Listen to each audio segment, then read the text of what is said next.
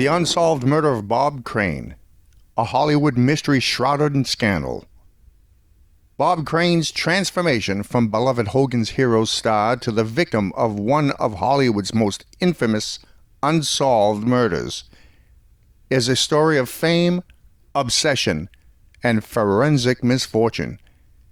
As Colonel Hogan, Crane charmed audiences from 1965 to 1971.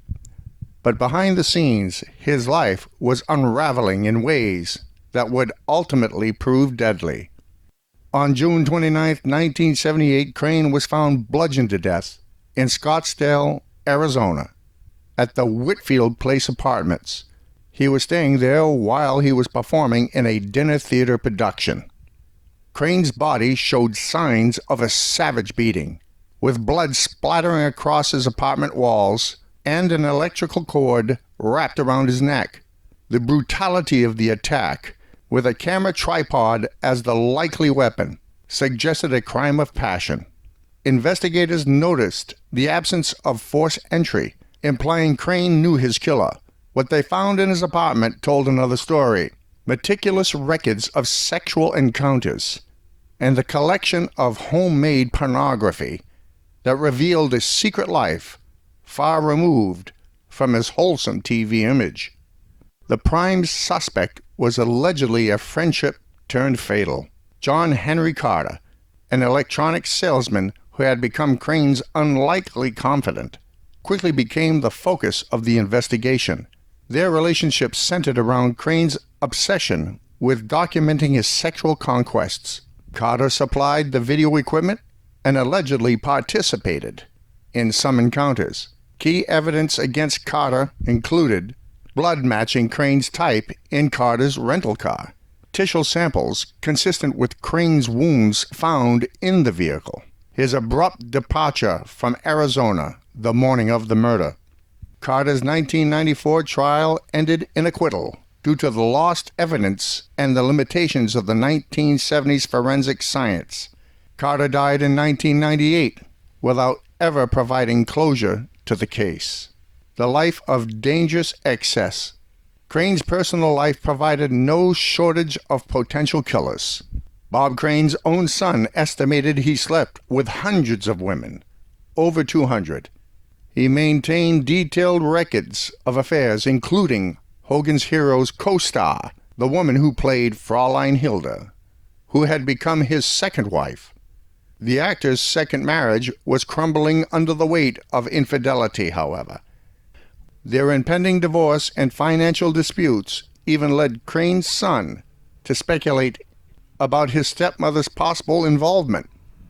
And Bob Crane made morbid jokes about his own death while emotionally discussing his failing marriage. Richard Dawson, Corporal Newkirk, introduced him to the LA swinger scene. He said that Bob Crane reportedly filmed encounters without partners' consent, creating numerous enemies. Most of the actors of Hogan's Heroes pointed to Carpenter. Warner Klemperer, Colonel Klink, all roads led to Carpenter, is what he said. And Richard Dawson warned Crane about Carter's dangerous obsession. Robert Clary, Louis LeBeau, noticed Crane's self-destructive habits made him vulnerable.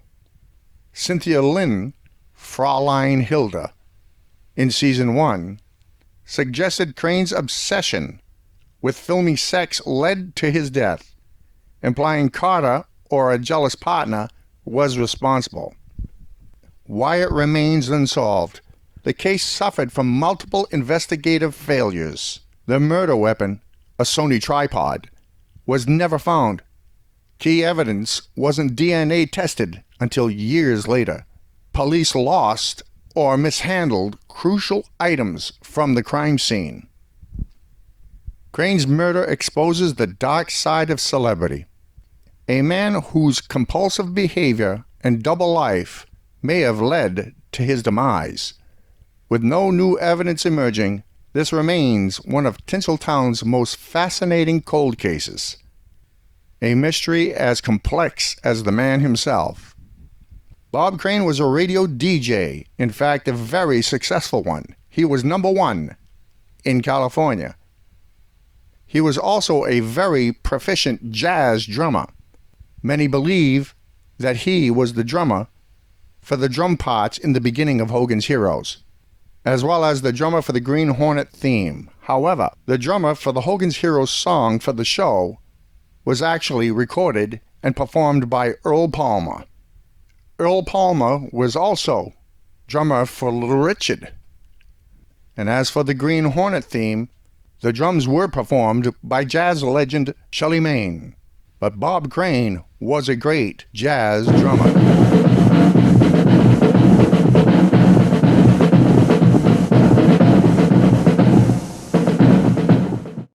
And there you have it, Bob Crane.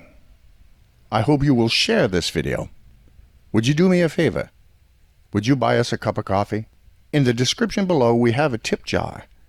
Well, thank you for joining me here at Headstone Chronicles. Would you do me a favor? Would you share this video? Share it with a friend. Have you ever met Bob Crane? Let us know in the comments below. And again, thank you for joining me here at Headstone Chronicles.